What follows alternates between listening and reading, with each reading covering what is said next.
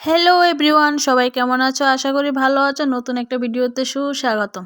তো আজকে টক দই দিয়ে খুব সুস্বাদু একটা পরোটা তোমাদের সাথে শেয়ার করতেছি। তো দেখো, আমি দিয়ে দিলাম 1 বাটি ময়দা আর দিয়ে দিলাম টক দই 5 চামচের মতো, চা চামচ দিয়ে। আর দিয়ে দিয়েছি 10 টাকা দামের একটা গরু প্যাকেটের দুধ। তো আর দিয়ে দিলাম এখানে 3 চামচ সাদা তেল।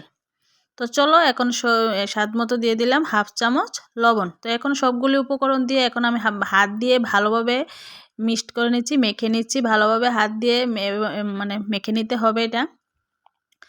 তো চলো আমি প্রথমে দেখি আমার এই দই দিয়ে মোটামুটি আমার জল বেশি লাগবে না। তো যদি লাগে একটু জল আমি দেব। তো চলো এই যে একটু জল দিয়েছি, বেশি লাগেনি। তো চলো আমার এই ডোটা হয়েছে, এখন আমি ঢাকা দিয়ে রাখবো 30 মিনিটের জন্য। তো চলো এখন 30 মিনিট পরে আসলাম। তো চলো দেখি, এখন দেখো কতটুকু সফট হয়ে আছে, অনেকটা সফট হয়েছে। তো এখন হাত দিয়ে আরেকটু আমি মেখে নেব এটা। আর এটা ভালোভাবে সফট করে মাখতে হবে। আর খুব সুস্বাদু পরোটাটা, তোমরা অবশ্যই বাড়িতে একবার বানিয়ে খেও, খুবই টেস্ট। সবাই খেয়ে বলবে, অনেক প্রশংসা করবে। তো চলো আমার এই ডোটা দিয়ে ছোট বাটি দিয়ে 1 বাটি ময়দা দিয়ে আমার 3টা বড় বড় লিচি হয়েছে। আর পরোটাগুলি কিন্তু একটু ভারী ভারী হবে। তো লিচিগুলি একটু বড় করে রাখবে আর পরোটাটা ভারী রাখবে, বেশি বড় করবে না পরোটার সাইজ।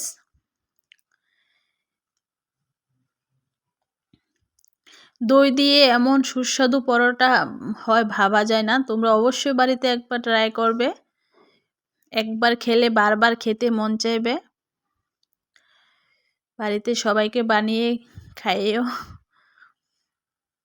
তো চলো এখন আমি এটা বেলে নিচ্ছি।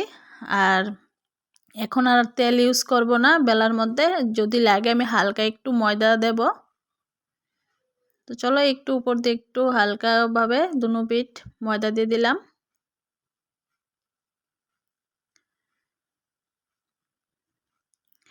আর 3টা পরোটা হয়েছে ভারী ভারী দেখতে পেলে।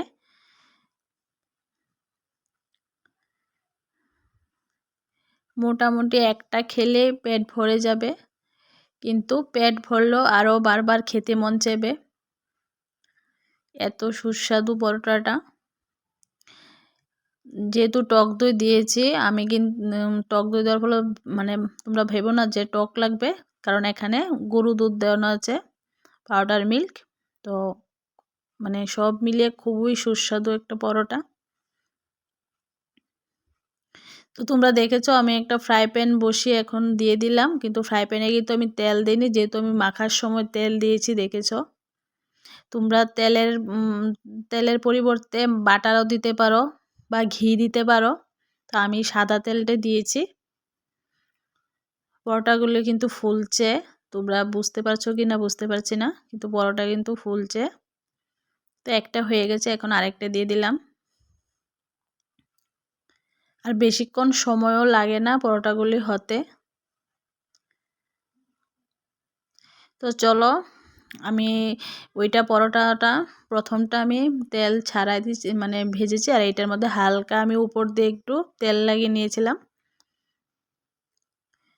তো আমার পরোটা দেখো রেডি, খুব সুন্দর হয়েছে দেখতে, যেমন সুন্দর হয়েছে খেতেও খুব ভালো হয়েছে, অনেক টেস্টি।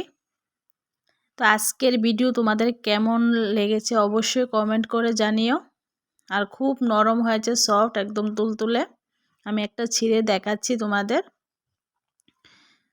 আর যদি ভিডিও ভালো লাগে তো প্লিজ চ্যানেলটা সাবস্ক্রাইব করে দিয়ে আমার পাশে থেকো, আর পাশে থাকা বেল আইকনটি ক্লিক করে রেখো।